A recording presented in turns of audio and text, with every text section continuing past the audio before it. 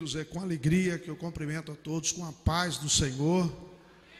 Bom, estar aqui com o pastor Carlito, a sua esposa, Deus abençoe, igreja reunida. Que bom estarmos aqui nessa noite para celebrarmos ao nosso Deus. Tiramos alguns dias para descansar, mas pastor e obreiro, aonde ele chega, ele sempre tem que carregar com ele um paletó, uma gravata, porque aonde ele chega, se Deus direcioná-lo para fazer algo para o reino, ele não pode medir esforços, e nós amamos fazer isso. 25 anos atrás eu tive um encontro com Jesus. Jesus mudou a minha vida, mudou a minha história.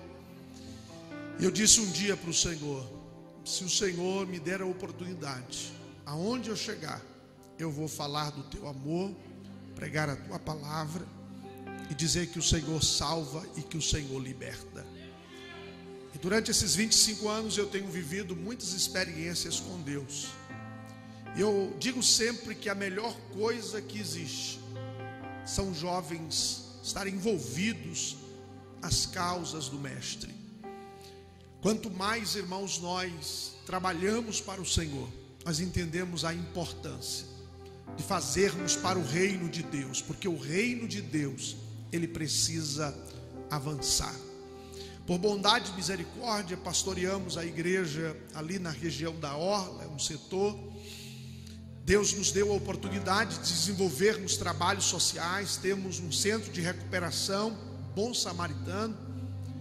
Iniciamos tratando homens, e amanhã será o start, o pontapé inicial para a Casa Rosa, aonde nós iremos tratar também mulheres naquele lugar. E nós temos vivenciado diariamente histórias extraordinárias de transformação. Pessoas que aos olhos da sociedade não tinha mais jeito. Alguém já tinha até batido o veredito dizendo: para esse aqui não tem jeito. Mas o Jesus que eu sirvo, que você serve, ele é especialista em transformar a situação do ser humano. E Deus tem nos dado a oportunidade ao longo desses anos que lá estamos, ver famílias serem restauradas. Pastor Carlito, eu cheguei aqui, eu encontrei ali uma frase: creia no Senhor Jesus, será salvo tu e a tua casa. Essa igreja aqui é uma igreja da família, é uma igreja que ora pelas famílias, que trabalha pelas famílias, que tem um pastor que se preocupa e orienta as famílias para que vivam tudo aquilo que o Senhor tem para fazer.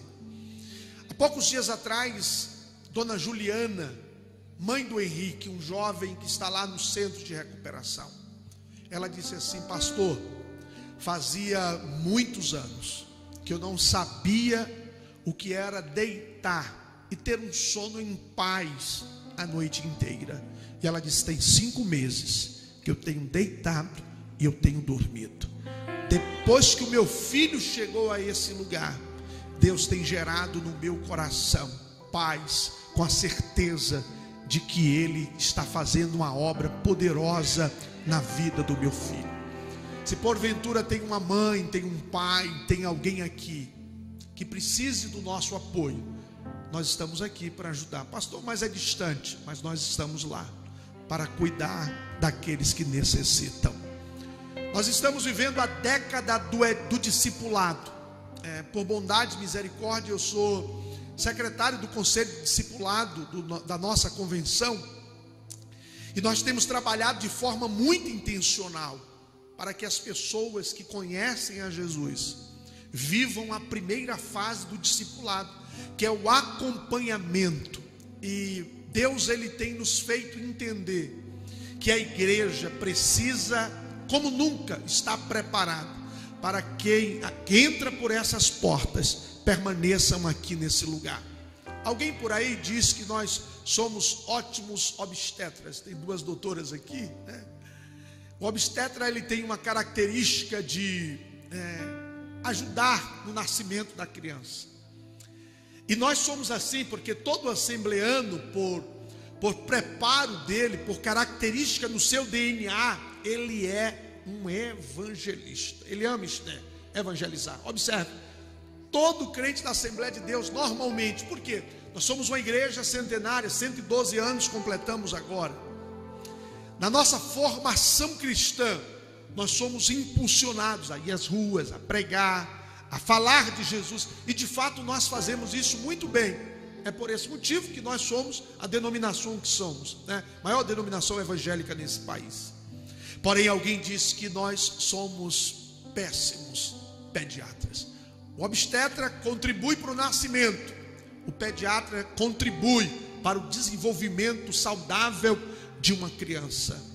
Mas Deus tem nos dado um despertamento por intermédio do nosso pastor presidente, pastor Valdomiro Pereira, que Deus, Ele tem que nos preparar para que todos aqueles que cheguem aqui nesta casa, ou em uma casa onde um povo de Deus se reúne, precisam ser acompanhados. E alguém diz assim: entra por uma porta e sai por outra. Mas a palavra de ordem tem sido: fecha as portas do fundo, porque quem aceitar a Jesus não vai se afastar, vai permanecer firme na presença do Senhor. Está ali o meu amigo Alexandre, a sua família. Que bom te ver, Alexandre. Amo vocês, viu? Vocês são uma bênção de Deus. E eu trago uma palavra de Deus para esta igreja, uma palavra de despertamento, mas também uma palavra de orientação. Se você veio a esse culto nesta noite pedindo: Jesus, fale comigo, ele vai falar, ou vai continuar falando. Mas Ele não vai falar aquilo que queremos, mas Ele vai falar aquilo que nós precisamos ouvir. O pastor Carlito não sabe que você precisa, eu também não sei, o presbítero Alexandre também não sabe. Mas o Deus que nós servimos, Ele sabe, e Ele tem uma palavra para o seu coração. Quem deseja receber de Deus uma palavra aqui? Quem deseja? Abra o seu exemplar da Bíblia, por favor, no capítulo de número 20 de Atos dos Apóstolos, versículo 1, versículo 7 até o versículo de número 12.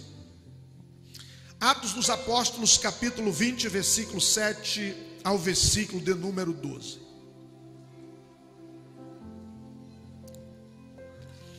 Eu quero extrair desse texto algumas lições práticas para o desenvolvimento e crescimento da igreja aqui em Canarana, para a vida espiritual e individual de cada crente, de cada irmão presente aqui nesta reunião, para aqueles que estão nos acompanhando pelo culto online, por aqueles que estão aqui nesta noite.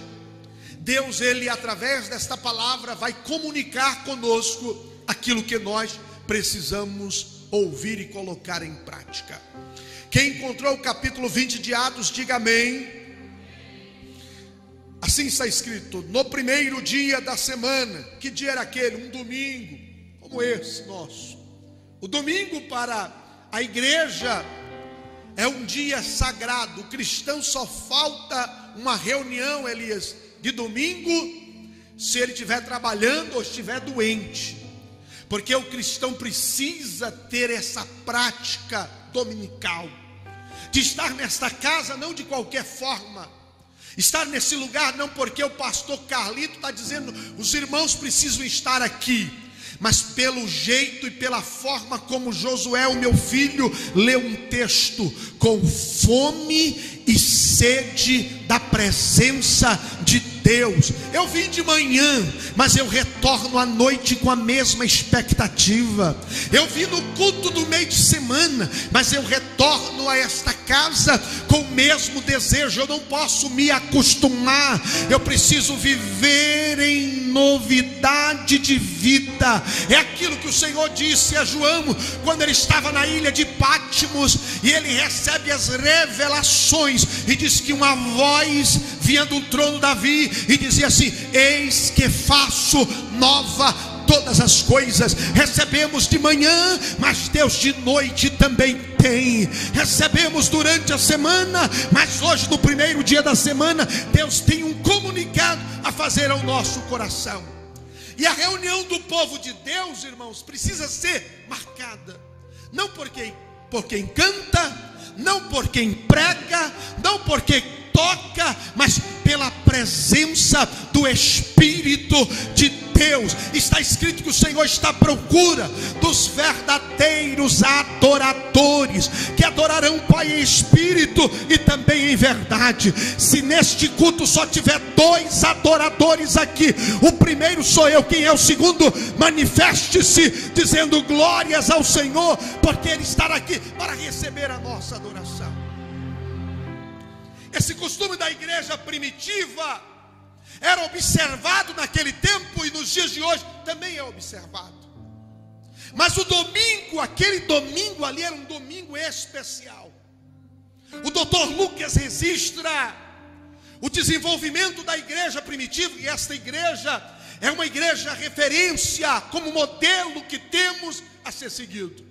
Essa igreja nos ensina a viver em comunhão, essa igreja nos ensina a viver em oração, essa igreja nos ensina a nos comportar quando estamos sendo perseguidos, vivendo as lutas, os problemas, as dificuldades. Essa igreja nos ensina como nós devemos caminhar. E Dr. Lucas aqui registra um episódio de um homem que era entregue na obra do Senhor. Esse domingo aqui não era qualquer domingo, era o domingo que os irmãos reunidos ali teriam a oportunidade de ouvir o seu pastor pregar uma mensagem de despedida. Então Lucas continua dizendo que naquele primeiro dia da semana estávamos reunidos para o partir do pão. Era um culto de ceia, como os irmãos tiveram nesta manhã. Era um momento de comunhão. Sabe aonde mais o adversário, irmãos, ele tenta agir? É na comunhão da igreja, Levi. É na comunhão dos santos. É na comunhão dos irmãos que se reúnem. Salmo de número 133, verso 1, está escrito: ó, quão bom e quão suave é que os irmãos vivam em união. Irmão, sabe o que faz a igreja avançar? Sabe o que faz a igreja crescer? É a comunhão dos santos. É quando nós nos unimos por um propósito. O diabo trabalha de todas as formas para atrapalhar a comunhão, mas aqui nós não aceitamos discórdia. Aqui nós não iremos aceitar de forma alguma que o adversário da nossa vida atrapalhe o bom andamento da obra do Senhor. Você pode pensar diferente de mim, você pode pensar diferente do seu pastor, mas a base dos relacionamentos é o respeito. E quando eu reconheço a autoridade dada por Deus a um homem, sabe o que eu faço? Eu vivo em obediência, porque alguém já disse que a unção que eu respeito é a unção que eu atraio. Uma igreja saudável, ela vive em comunhão. Uma igreja saudável vai cumprir o que o Senhor Jesus disse: o que for ligado na terra será ligado nos céus. Era um culto de Santa Ceia, estávamos todos ali reunidos para o partir do pão. E Paulo, o pastor da igreja, falou ao povo, pretendendo partir no dia seguinte. Continuou falando até a meia-noite. Aquela ali não era qualquer mensagem, Júlio. Aquela palavra, pastor Calito, não era qualquer mensagem. Primeiro, as pessoas que lá estavam tinham primeiro a atenção que eles deveriam dar à palavra de Deus, mas havia também ali a admiração pelo líder que Paulo era. Então as pessoas estavam lá para ouvir, não qualquer pessoa, mas alguém que tinha conteúdo bíblico, palavra de Deus para alimentar a igreja reunida. Ó, irmãos, que nesse tempo nós temos sentido tanta necessidade de ouvir pregadores que abram a Bíblia e façam exposição das sagradas escrituras sem fazer invenção. Prega a palavra do jeito que ela é, ensina a palavra do jeito que está escrito, porque só isso é suficiente para curar, para libertar, para transformar, para mudar a vida das pessoas. Profeta Isaías disse: seca-se a erva, cai as flores, mas a palavra de Deus, ela subsiste eternamente. Quando a palavra de Deus tem prioridade no culto, o pastor faz isso que o pastor Carlito fez? Me deu 1 hora para eu pregar para vocês aqui. E a igreja precisa ter o desejo, a fome. Sabe que muitas coisas estão acontecendo, gerando entretenimento às pessoas, inclusive substituindo um lugar de prioridade que é da palavra. Eu amo louvor, eu amo quando a igreja tem um teatro, eu amo quando a igreja faz a coreografia, mas sabe o que a igreja precisa como nunca? Ouvir a palavra de Deus, ouvir as sagradas escrituras, porque o que a palavra não fizer, irmão, mais nada faz. A palavra cura, a palavra restaura, a palavra levanta, a palavra fortalece, a palavra anima o desanimado, a palavra liberta aquele que precisa de libertação. E nesta noite, esta palavra tem prioridade, e nós estamos dizendo: Espírito Santo, que esta palavra alcance os corações. Para quê, pastor? Para curar quem precisa de cura, para restaurar quem precisa de restauração. Cadê os crentes que amam a palavra de Deus, que desejam ouvir a voz de Deus e falar como Samuel falou? Quando o Senhor chama o menino Samuel, diz a Bíblia que ele não conhecia, não identificava a voz do Senhor, e ele ouviu uma voz dizendo: Samuel, Samuel. Samuel se levanta, vai até o sacerdote ali e perguntou: sacerdote, o Senhor me chamou? Ele disse: não te chamei, vá dormir. Ele vai dormir, deitado como estava. Ele ouviu aquela voz dizendo: Samuel, Samuel. Ele levantou-se e foi ao sacerdote, disse: o Senhor me chamou. Ele disse: não te chamei, vá dormir novamente. Voltou deitado, e agora pela 3ª vez ele ouve aquela voz. E como das outras 2 vezes, ele vai ao sacerdote e diz: o Senhor me chamou. O sacerdote diz: não te chamei, vá dormir. Quando o sacerdote ouviu ele dizendo pela 3ª vez que tinha ouvido aquela voz, ele disse: eu já sei. Quando você ouvir essa voz, você só vai fazer uma coisa: vai dizer: fala, Senhor, porque o teu servo ouve. Sabe o que precisamos, irmãos, nesta última hora da igreja na terra?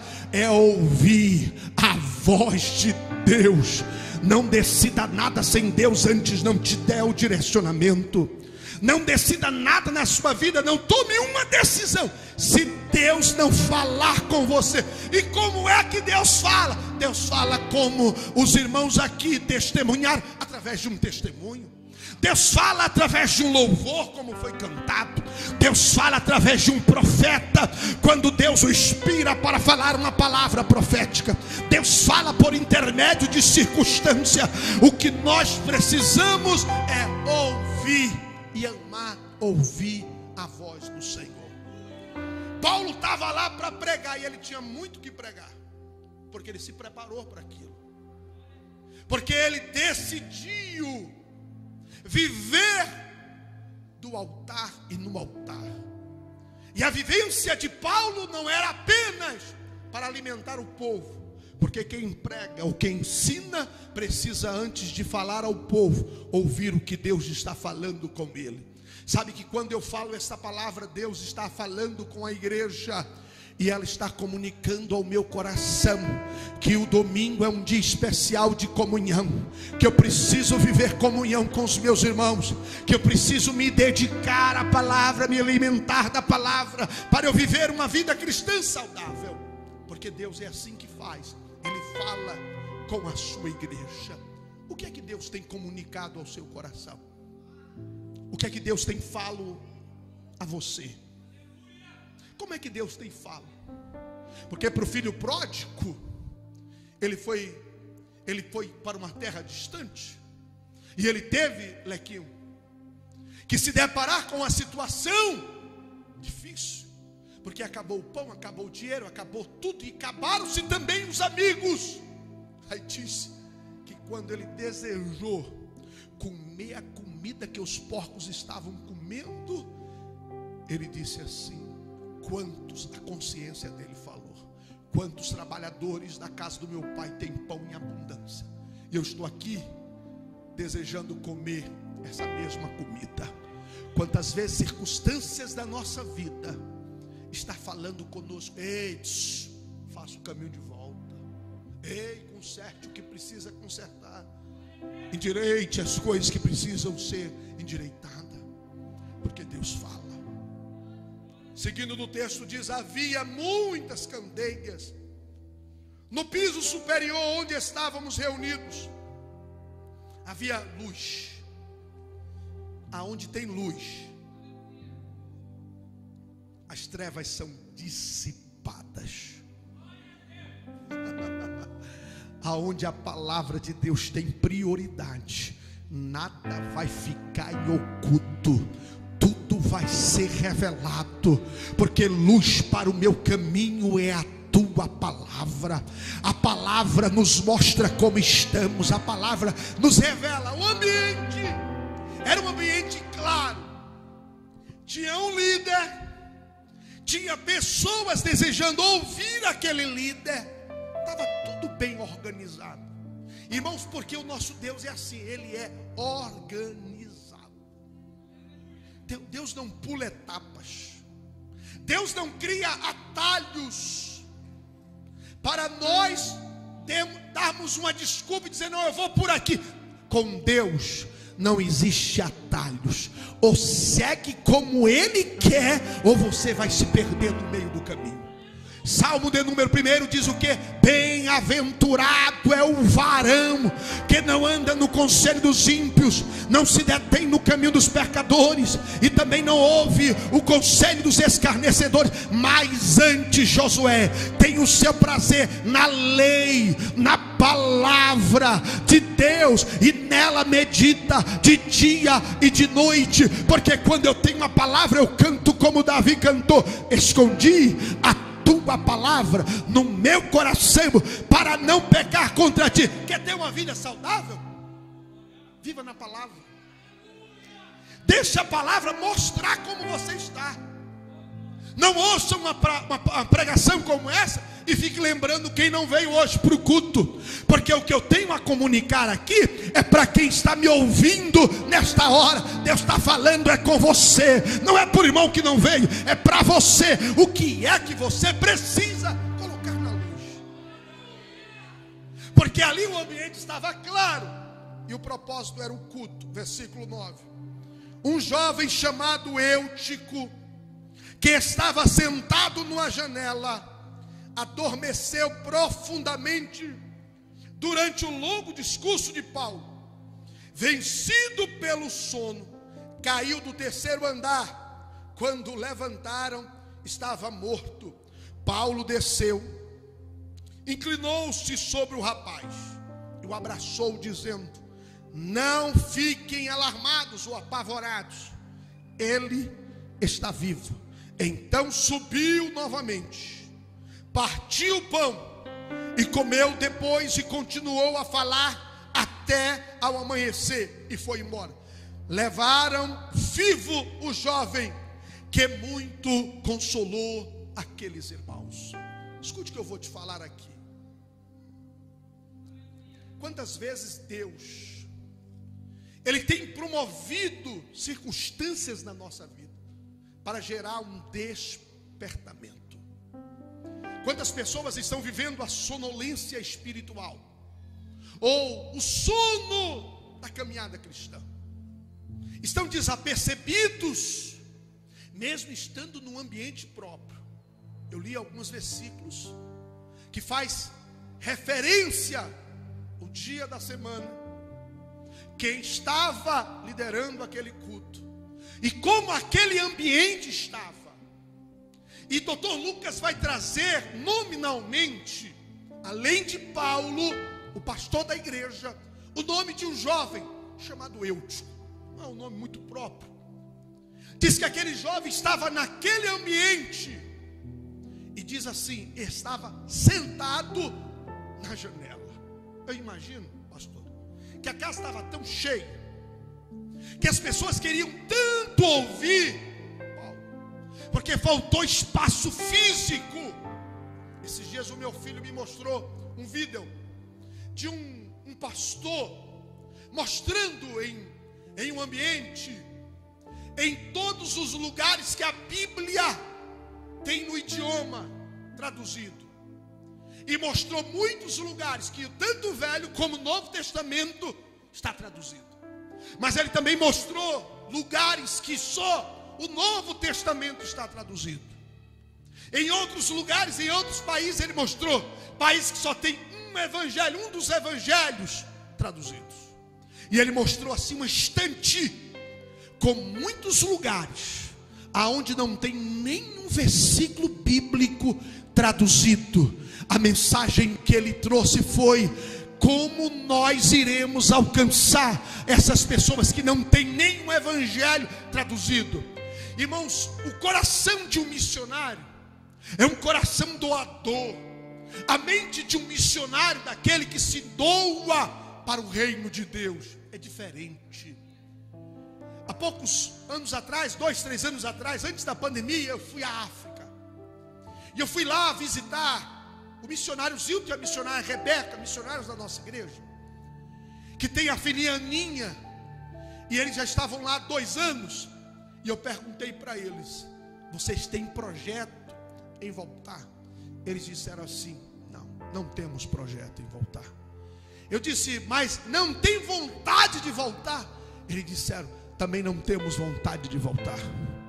Porque inclusive a nossa filha, ela diz que Deus foi que levou eles para aquele país para cumprir o propósito de Deus.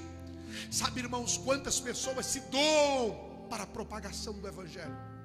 Porém tem dados comprovados, isso aqui são números, que de 100% pastor Carlito da igreja, apenas 5%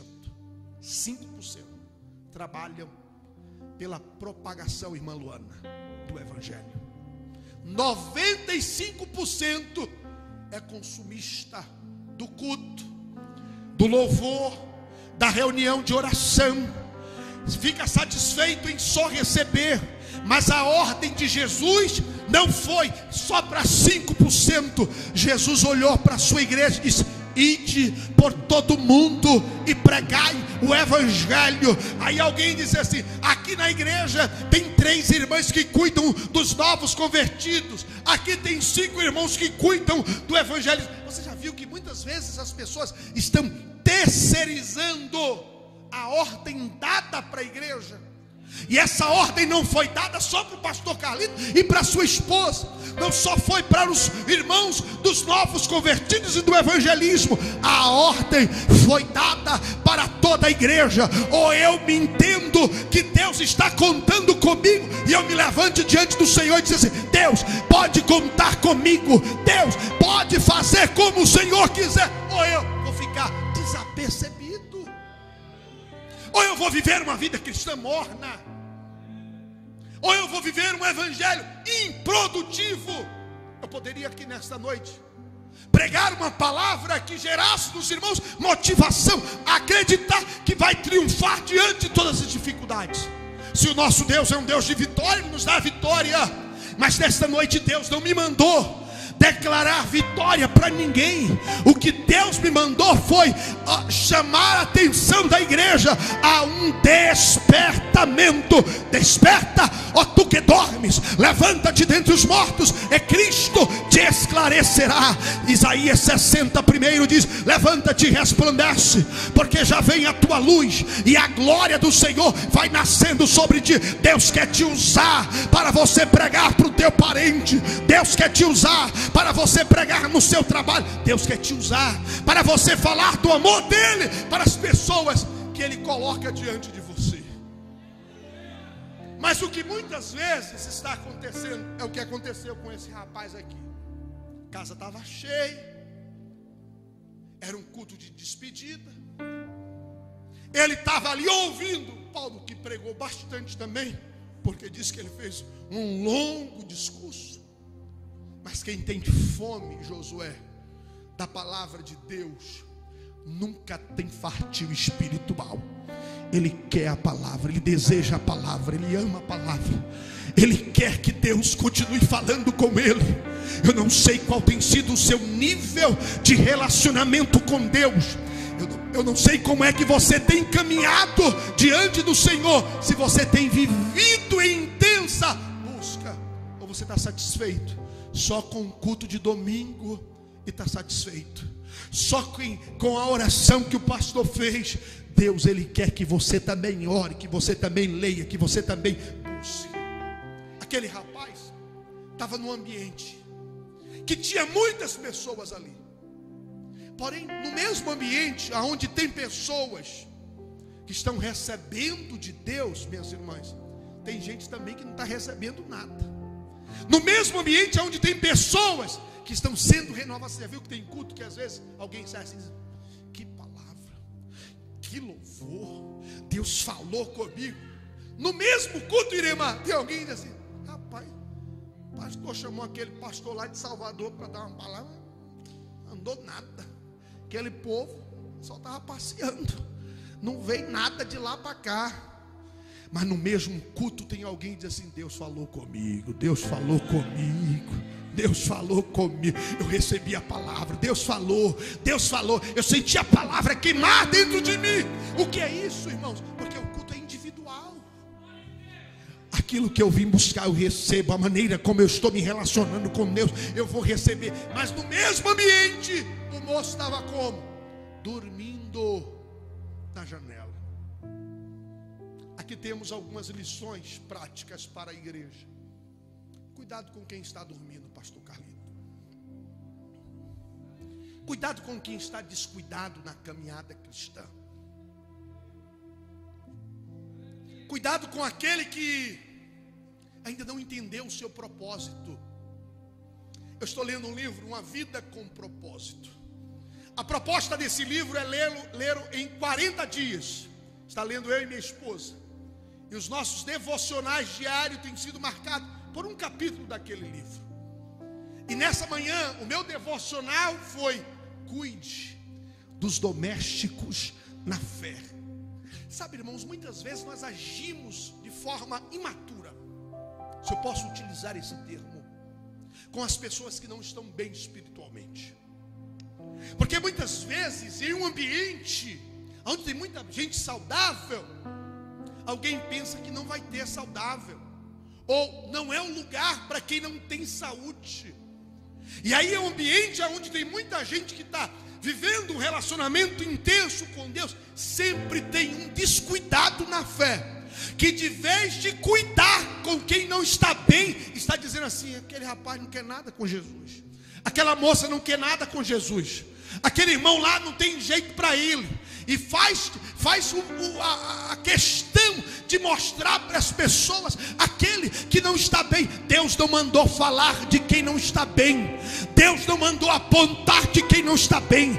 Deus não mandou fazer reunião para mostrar quem não está bem. Mas Deus mandou orar uns pelos outros. E se tiver alguém com problema, vai lá, chama o teu irmão, tenta trazer ele de volta. Se ele não conseguiu, chama reforço, chama mais dois e vai conversar com ele. Por quê? Porque a ordem de Deus para a igreja é: cuidem uns dos outros. O princípio da mutualidade é: vá cuidando do seu irmão que ele vai cuidando de você, vá ajudando o seu irmão que ele vai ajudando você. Pastor, Paulo não tinha visto Eutico dormindo? Tinha. Paulo não percebeu que aquele homem estava naquela condição? Eu acredito que ele tinha, porque quem prega tem uma visão privilegiada. Eu estou olhando para os irmãos aqui, eu estou vendo a reação de cada irmão aqui. O ambiente estava apertado? Estava. Tinha muita gente? Tinha. Mas observe, aonde ele estava? Estava na janela. Sabe o que significa a janela? Lugar de distração. Diga assim comigo: janela é um lugar de distração. Quando eu viajo, eu quero ficar na janela, porque eu vou passando o tempo. Se uma viagem for longa, eu vou vendo o que está acontecendo lá de fora. Se for de ônibus, eu vou vendo. Se for de avião, eu vou vendo também as nuvens, tá? A janela é um lugar perigoso. É um lugar de distração. Você sabia que tem distração que não é pecado? Tem distração que não é pecado. Capítulo 10 de Lucas diz que, 14 melhor dizendo, de Lucas, Diz que o Senhor Jesus contou uma parábola sobre a grande ceia. Diz que um Senhor preparou uma festa, uma grande festa, e disse assim: ó, vai lá, convida pessoas para participar dessa ceia. E a cultura judaica ensinava que para um convite ser verdadeiro e intencional, com vontade das pessoas participar, primeiro tinha que ir e dizer assim: ó, dia 25, às 19h30, na Assembleia de Deus em Canarana, vai ter uma festa, e você é o meu convidado. Alguém que ouvia o convite dizia: tá certo, tá tudo bem, eu vou participar. Chegou o dia da festa, o mensageiro tinha que ir e dizer assim: ó, tá tudo preparado, você agora tem que correr, vamos lá, vão comigo, porque está tudo pronto para você participar da ceia. Aí diz que quando esse homem foi, Jesus contando a parábola, falar para as pessoas que tinham recebido o convite, um disse assim: ó, eu comprei 5 juntas de boi, e eu não vou, não dá para ir, eu vou cuidar do meu negócio. O outro disse assim: ó, eu comprei uma terra, um sonho meu, como eu quis ter sempre uma terra para descansar, uma fazenda, um sítio, uma chácara, uma casa de praia. E agora, sabe de uma coisa? Eu vou cuidar dos meus negócios, eu vou cuidar da minha casa. Aí o outro disse assim: olha, eu me casei, e eu vou cuidar da minha esposa, eu vou cuidar da minha família. Pensa aqui comigo, se estes homens aqui que receberam o convite, eles apresentaram o que era errado. Não, pensa comigo, quem comprou 5 juntas de boi, em uma linguagem atual, contemporânea, ele estava dizendo assim: ó, orei, Deus me deu uma empresa, Deus me deu uma profissão, Deus colocou na minha mão um negócio, e agora eu vou me dedicar ao que Deus me deu. É resposta de oração.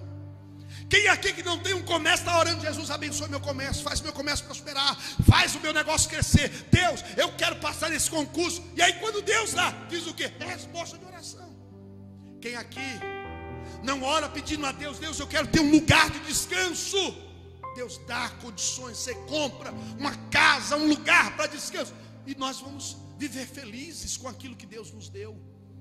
Qual é o jovem aqui que não sonha em casar e diz: Jesus, me dê uma esposa, Deus me dê um esposo? E Deus dá, moçada, Deus dá. Deus faz prosperar na vida profissional, Deus dá oportunidade para um tempo de qualidade de descanso, Deus manda a bênção para as nossas vidas. Mas o que Deus não nos dá não é motivo para a gente apresentar desculpa para o convite que um dia Ele nos fez. Ei, pastor, eu estou ensoberbado de trabalho. Sabe qual é o grande desafio nesse tempo? Sermos bons gestores do nosso tempo. Salomão, ele disse em Eclesiastes capítulo 3: há um tempo determinado para todas as coisas. Administre bem o seu tempo, trabalhe, cresça profissionalmente, e cresça em relacionamentos, tenha a resposta de Deus. Mas não se esqueça que quando o papai te chamar para prestação de conta, você não vai apresentar desculpa. Por quê? Porque Ele é conhecedor de tudo. O que eu preciso fazer é priorizar. Diz que um dia Jesus chega na casa de Marta e Maria, e diz que Maria teve a oportunidade. Que oportunidade! Vai para os pés de Jesus. E Marta toda preocupada: vou trabalhar, vou arrumar as coisas, vou organizar. Não tem nenhum problema não. Ser trabalhador é coisa boa, é qualidade boa. Marta apresenta inclusive qualidades de um bom anfitrião, de quem sabe receber na sua casa.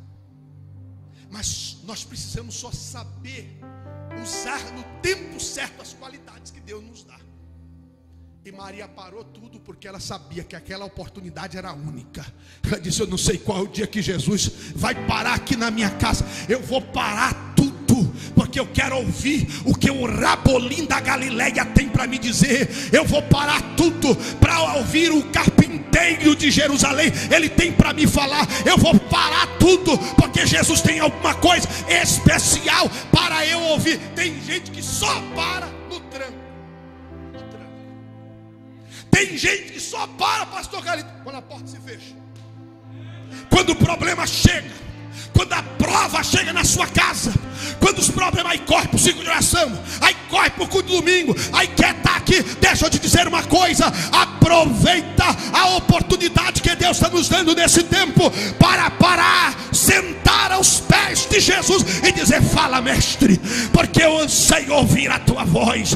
Fala, mestre, porque eu quero ouvir o Senhor falar comigo. Maria está lá ouvindo, e Marta toda preocupada, e trabalha, e corre de um lado para o outro, e faz uma coisa ou outra. Até aí não tem nenhum problema, mas o problema é como ela reage. Jesus, manda Maria levantar e vir me ajudar. Jesus olhou para Marta e disse assim: Marta, Marta. Quando Jesus chama a pessoa duas vezes, ele está dizendo assim: preste atenção, ei, olha aqui para mim, ouça o que eu tenho a te comunicar, porque eu vou falar e você precisa obedecer. Uma coisa disse Deus duas vezes a ouvir: que o poder pertence ao Senhor.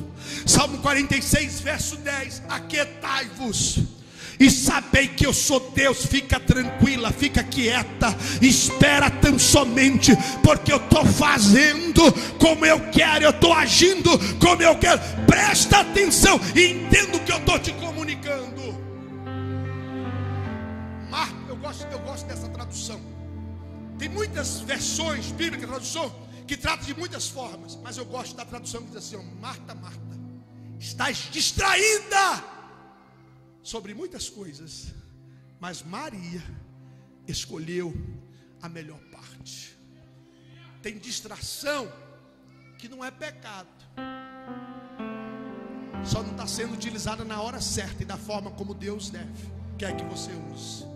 Tem distração que, sendo usado da maneira certa, irmã Ingrid, é saudável. Mas o problema é quando a distração tira de nós o foco. O que é que tem tirado o seu foco? O que é que tem roubado a sua atenção? O que é que tem feito, inclusive, sair do propósito de Deus?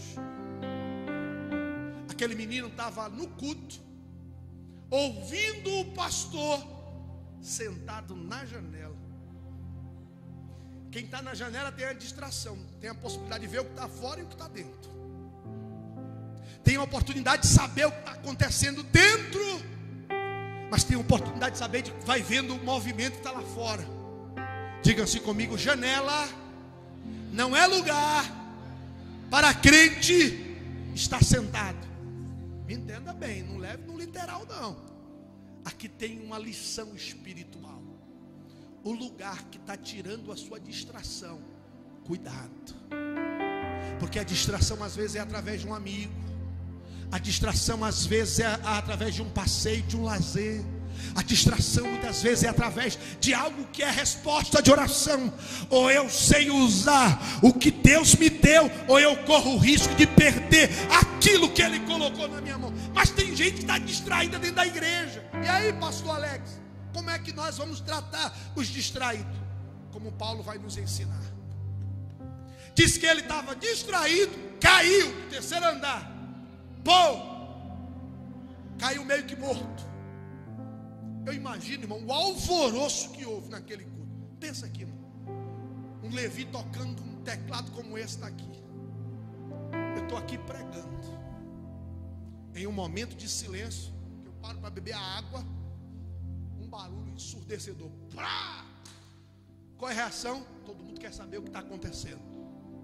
O culto já fica, se o pastor não tiver o autocontrole, hein, cantor? Para organizar o culto, o povo vai querer correr, inclusive, para ver o que é que está acontecendo. Eu imagino, irmãos, a reação do apóstolo Paulo, quando aquilo aconteceu. Deixa eu te falar uma coisa. Tem coisas que acontecem no meio da igreja. Tem coisas que acontecem no mundo. Ou nós temos o autocontrole para nos mantermos equilibrados, para administrarmos a situação que é adversa, ou nós vamos reagir como qualquer pessoa reage. O crente é diferente. Quando a luta vem, quando a prova vem, quando o inesperado vem, como é que eu vou reagir? Eu vou reagir segundo a direção que Deus tem para a minha vida. E aqui eu aprendo uma coisa com Paulo: não tem ninguém irrecuperável, não tem ninguém que mereça que eu desça aonde ele esteja, estenda as mãos, abrace ele e diga assim: ó, levanta, porque Deus é contigo. Deixa eu te dizer, tem gente por aí que até sorri, que até faz festa, que até compartilha. Eu sei que o pastor de vocês já orientam isso aqui, mas eu quero reforçar essa orientação. Não propague a queda de ninguém. Não divulgue quem teve um problema espiritual, porque o irmão Iremar disse: mesmo aquele que nos machucou, mesmo aquele que nos feriu, quando eu souber do que está acontecendo, eu tenho que orar abençoando a vida desse irmão. Um dia está Jesus lá na praia, chegou uma multidão com uma mulher, e a Bíblia não dá o nome dessa mulher, mas nós a conhecemos como a mulher que foi apanhada num ato de adultério. Diz que os homens chegaram lá e disseram: Jesus, segundo a lei de Moisés, essa mulher tem que morrer apedrejada, nós vamos matar ela. Jesus olhou para aqueles homens, eu imagino a cara daquela mulher, morrendo de medo. Disse: estou acabada, estou destruída, ninguém vai me socorrer, não tenho ninguém por mim. Já sei, eu vou morrer hoje apedrejada. Só que aquela mulher conheceu com a essência da graça. Aquela multidão encontrou-se com aquele que perdoa pecados e sara o enfermo. Aquela mulher encontrou-se com aquele que é amor, que é bondade, que é misericórdia. Ela encontrou-se com aquele que não olha para a pessoa avaliando só o seu presente. Ele olha para a pessoa e já está enxergando o seu futuro. Ele disse: essa daqui vai dar uma boa missionária, essa daqui vai ser uma propagadora do evangelho. O que eu fizer com ela, ela vai sair dizendo o que foi que eu fiz na sua vida. Então eu já sei o que eu vou fazer. Eu vou pegar esses acusadores, eu vou agora confrontar ele. Jesus olhou para aquele povo e disse assim: quem não tem pecado pode atirar a primeira pedra. Os fariseus na reunião se deram de mal, porque eles disseram assim: eu vou influenciar Jesus para ele apedrejar. Ninguém influencia Deus, ninguém influencia as decisões de Deus. Deus é Deus, Deus é Senhor e Deus é perdoador de pecado. Jesus diz: ei, quem não tem, atire, pode atirar a primeira pedra. Aqui, me dê a sua atenção aqui. A sua posição não é de meter pedra em ninguém, não é de apontar ninguém. A igreja foi levantada como instrumento de Deus para alcançar aquele que está caído, aquele que está com problema espiritual. Foi todo mundo embora. Jesus olhou e disse: mulher, cadê os teus acusadores? Ela disse: já foram. Jesus disse: então vai e não peques mais. Aquela mulher foi embora. Sabe o que Paulo aqui me ensina? Que mesmo alguém que a gente investiu tempo em cuidar dele ou cuidar dela, e ele tropeçou, eu não posso desistir dele. Nós temos um lema lá na comunidade: se Deus não desiste de nós, nós não podemos desistir das pessoas. Ah, pastor, mas ele caiu muitas vezes. Jesus vai aplumar ele. Ah, pastor, esse cara tem muitos problemas. Deus vai restaurar ele. Ah, pastor, esse cara aqui, ó, esse aqui já passou 15 vezes pelo centro de recuperação. Vai passar a 16ª vez. E eu vou tratar ele como fosse a primeira vez quando ele entrasse aqui. Sabe por quê? Porque é assim que Deus nos vê. Quando aquele homem cai, o culto não era mais importante, a liturgia não era mais importante, mas a vida daquele cara era o mais importante. Paulo disse assim, ó, continua Levi tocando, continua aí cantando, porque eu tenho um serviço que é primordial, eu não posso passar para outra pessoa. Se Deus me entregou essa responsabilidade, sou eu que vou fazer. Para dar exemplo, eu vou descer, eu vou me aproximar dele. Está todo mundo diz, morreu. Paulo com autocontrole diz, morreu nada, fica tranquilo, ele está vivo. Quem tem a palavra de Deus, irmãos, não se desespera, sabe como agir naquele momento difícil. Paulo diz assim, ó, levanta, porque eu preciso continuar. Aquilo que Deus me trouxe aqui é culto de despedida, é culto de santa ceia, e eu não posso parar no meio do propósito. Sabe quantas vezes o inesperado acontece na nossa vida para a gente parar? Tem gente aqui que diz assim, vou parar, não vou fazer mais. Mas por quê? Essa luta que eu estou passando, essa notícia que eu recebi, eu vou parar. Deixa eu te dizer uma coisa, essa provação que veio sobre a tua vida não é para te paralisar, é para que você viva uma experiência sobrenatural com Deus. É para que as pessoas ao teu redor sejam alcançadas e entenda o que Deus tem para fazer na sua vida. Paulo disse assim, ó, levanta, moço, porque eu vou dar continuidade. Paulo volta e continua pregando. Ora manamachuri me calabahai, orebacandarabassuri me calabacia. Oi, joia serga devassuri me candarai. Eu vejo alguém aqui como Elias, debaixo de um zimbro, dizendo assim, eu vou morrer, não tem mais jeito para mim. Alguém falou isso e para mim não tem jeito. Aí eu vejo como aquele anjo desce, toca em Elias, diz, levanta-te Elias, levanta-te, coma deste pão e beba desta água. Elias levanta, come. Por quê? Porque Elias estava ameaçado por Jezabel. Aí ele comeu, bebeu, mas voltou a dormir. Porque tem dia que a gente reage como Elias.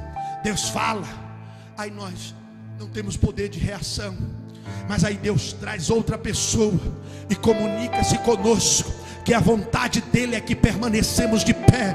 Elias está deitado dormindo, Deus não desistiu dele, disse levanta, mandou novamente o anjo, disse, levanta Elias, coma deste pão, beba desta água, porque longa será a tua caminhada. Pastor, eu tropecei, pastor, eu falhei, pastor, eu errei, pastor, parece que para mim não tem jeito.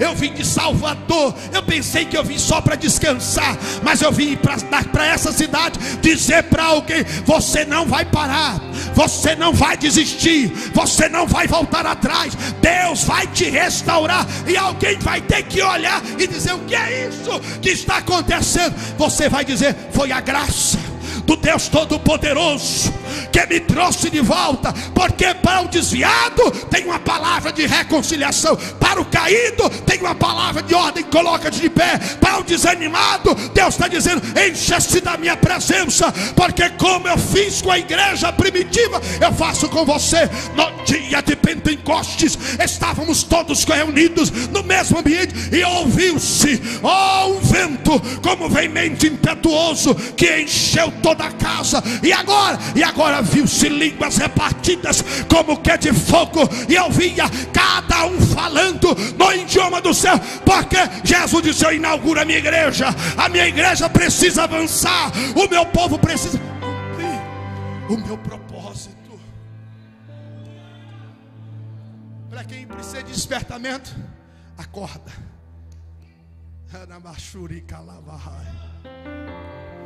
Acorda, toma cuidado, arruma as coisas. Para quem está caído, Deus está dizendo, levanta-te, porque eu tenho uma nova oportunidade para te dar. O justo cairá 7 vezes, mas não ficará prostrado. E agora Paulo volta, está lá pregando, e quem chega, irmãs, do círculo de oração? Quem chega? O Eutico, novinho.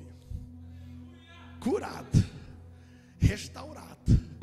E diz assim, ó: e houve consolo no meio da congregação. Irmãos, Deus me inspira com a palavra profética para liberar sobre esta igreja.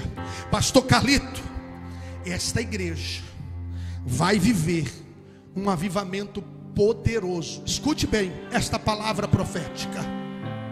Deus vai trazer pessoas que há muitos anos estão afastadas desta casa.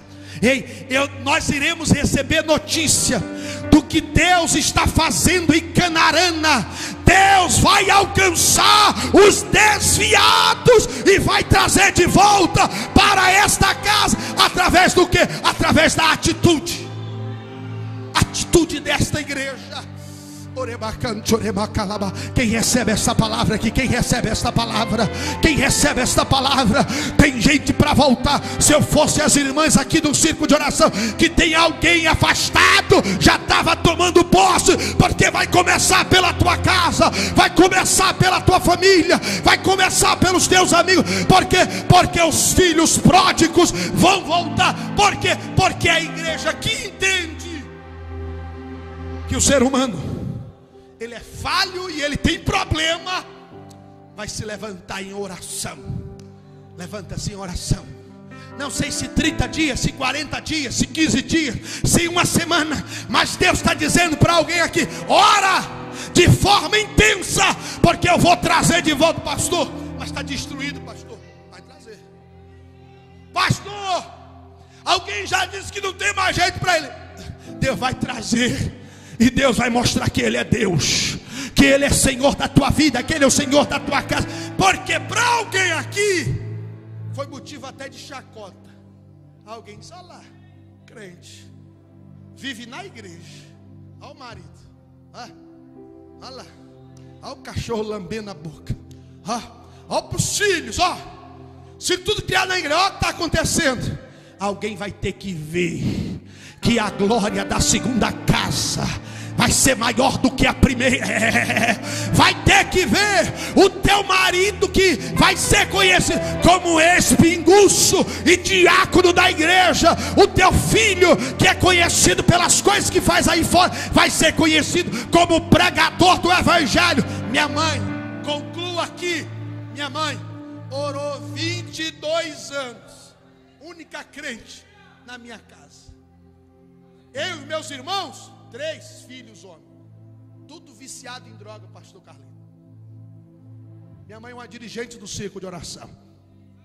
Mas quando eu chegava em casa, mamãe pegava na minha cabeça e dizia assim: Deus me deu você, e você vai ser um pastor.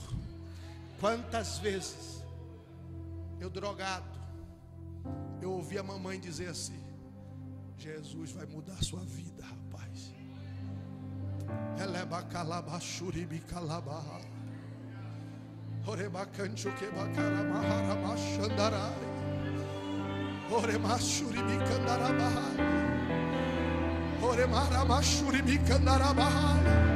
O Deus que faz está aqui, irmão. Eu sinto Jesus aqui, eu sinto que esta palavra tem um comunicado especial, é todinha para alguém aqui. Deus está dizendo para uma mãe: como eu fiz com a vida deste pastor, eu vou fazer também na vida do teu filho, eu vou fazer também na tua casa. 22 anos, mamãe não deixou o círculo de oração. Mamãe não parou de pregar o evangelho. Mamãe não desistiu da sua casa. 22 anos. Mas num dia que Jesus respondeu a oração, eu tive que aprender a amar o círculo de oração. Irmã Paula, eu tive que visitar o círculo de oração. E ela dizia assim: ó, esse meu filho aqui, ó, me fez chorar muito tempo, mas esse meu filho está me dando muita alegria. Minha mãe já partiu para a eternidade, mas ela me viu cuidando de vidas.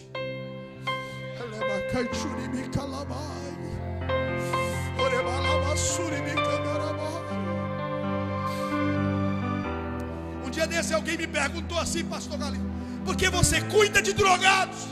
Eu disse: porque um dia eu fui drogado e Jesus mudou a minha vida. E Jesus mudou a minha história.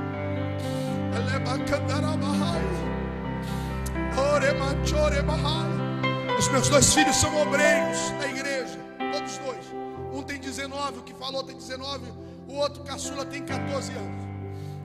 No ano passado, nós começamos lá um projeto da igreja dos vocacionados. E nós pegamos adolescentes e colocamos para ser obreiro. E eu estava colocando a gravata no dia da Santa Ceia, que eu ia apresentar os meus meninos, o Lequinho. Eu estava colocando a gravata nele. E o Espírito de Deus me lembrou que com 13 anos, irmão Paulo, eu já era um jovem problemático, vivendo aprisionado nas drogas. E Jesus me disse assim: ó, tá vendo o que eu fiz? Olha os seus filhos aí, ó, obreiros da igreja.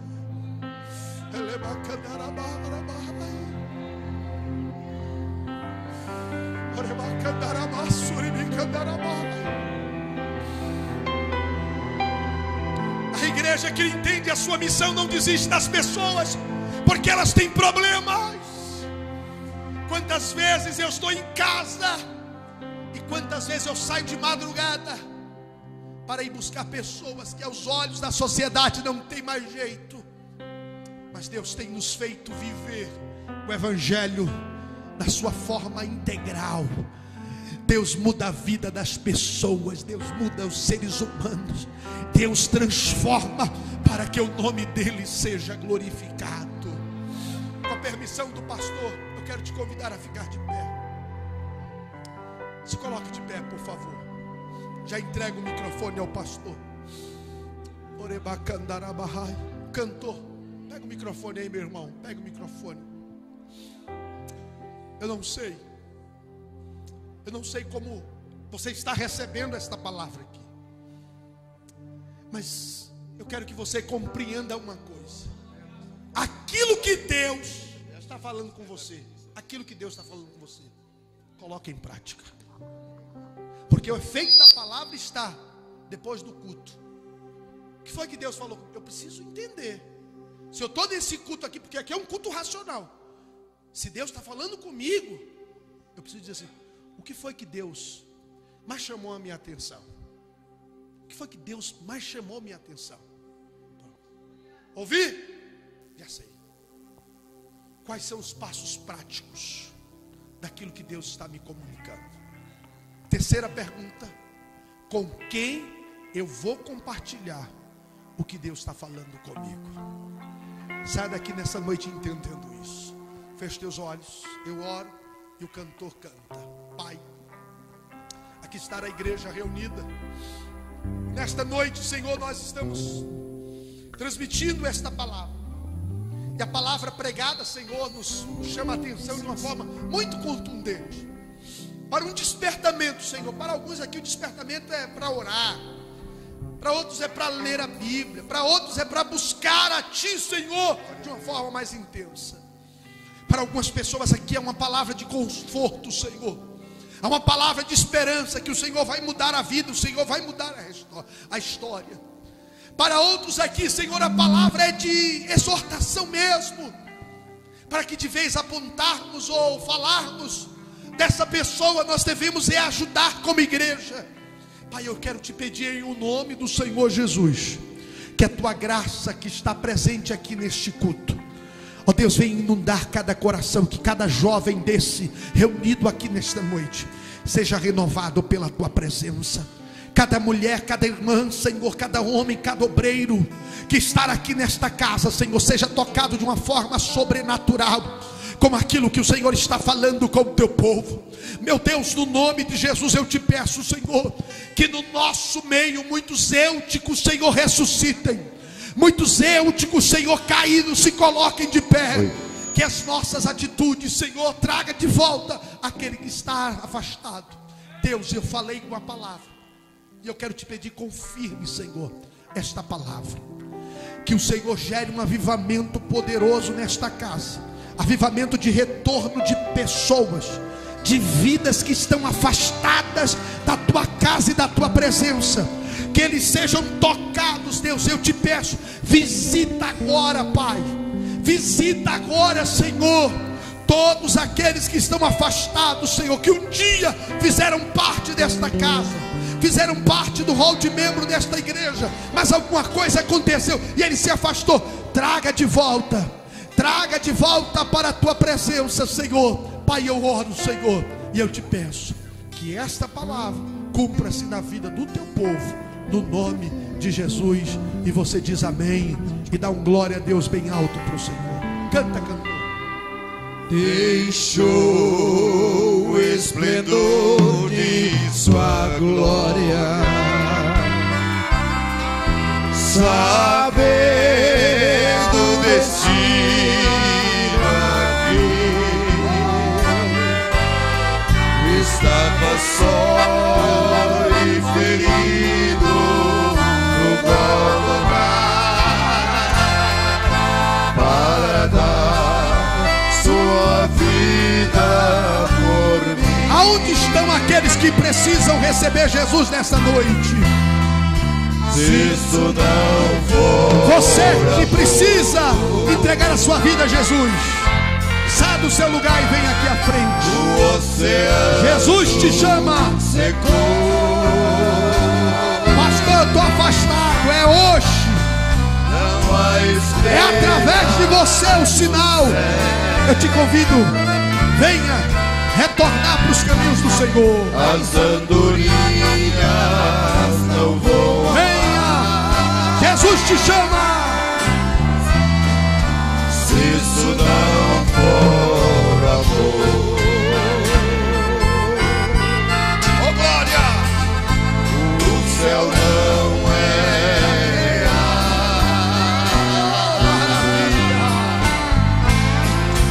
tudo perde o valor.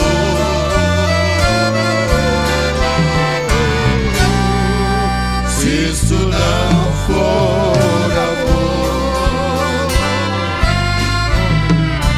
Cristo na morte lembrou-se de um ladrão que ao seu lado. Tem alguém aqui nesta noite? Se tiver alguém do seu lado, diga assim, ó, vamos lá, convide essa pessoa para vir reconciliar-se com o Senhor. Ao paraíso comigo irá. Se isso não for amor, o oceano secou,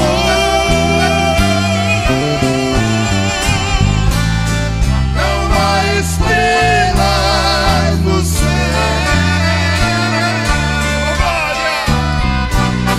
As andorinhas não voam mais. Se isso não for amor,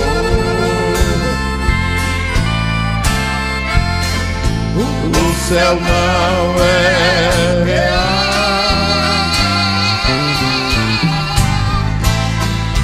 Tudo perde o valor.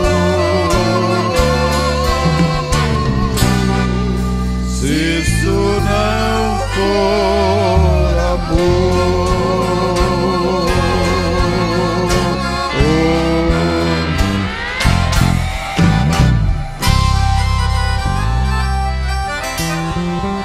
Que maravilha!